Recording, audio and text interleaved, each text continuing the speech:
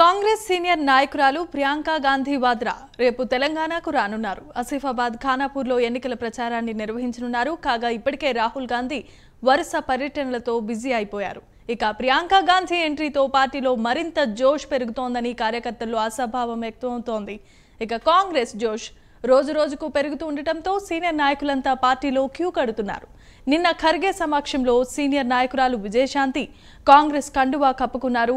అలా పార్టీలో చేరుతూనే కీలకమైన బాధ్యతలు స్వీకరించారు. అధిష్టానం ఆమెకు తెలంగాణ ప్రచార ప్లానింగ్ కమిటీ చీఫ్ కోఆర్డినేటర్గా నియమించింది.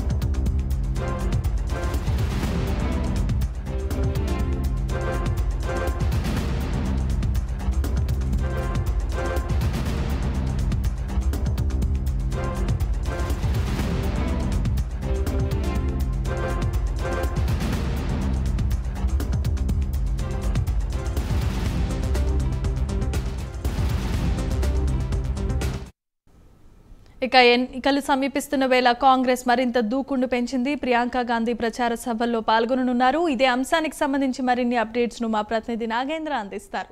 నాగేంద్ర, చెప్పండి.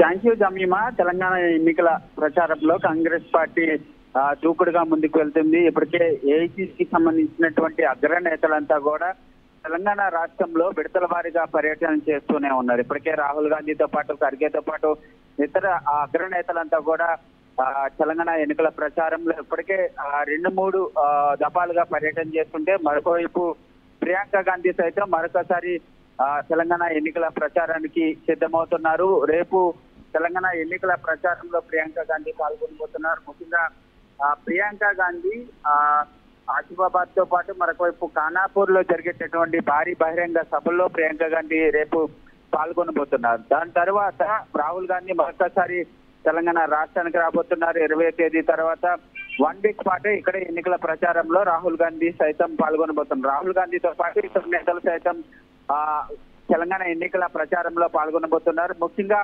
ఒకవైపు నిన్ననే బీజేపీ నుంచి తెలంగాణ కాంగ్రెస్ లో చేరినటువంటి విజయశాంతికి ప్రచార కమిటీకి సంబంధించినటువంటి అంశంలో తాజాగా తెలంగాణ కాంగ్రెస్ ప్రచార కమిటీ మరొకవైపు ప్లానింగ్ కమిటీ సైతం నియమించడం జరిగింది.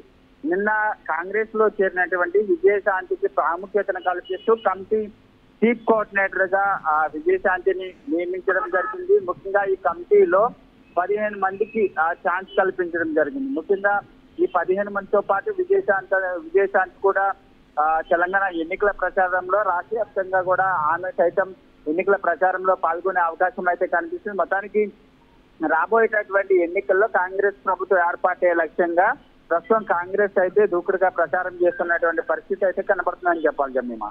Okay, thanks for the updates Nagendra.